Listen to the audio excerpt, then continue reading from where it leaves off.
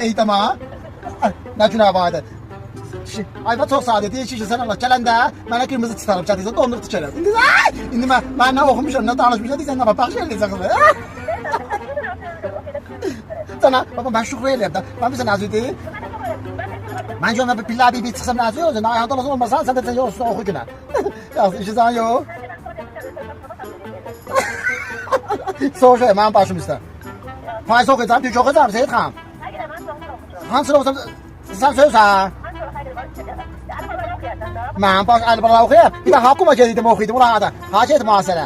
Ay dadı vidat, ay dadı vidat. Yadımda. Yox, mənim yadımdadır, sən də yadımdadır.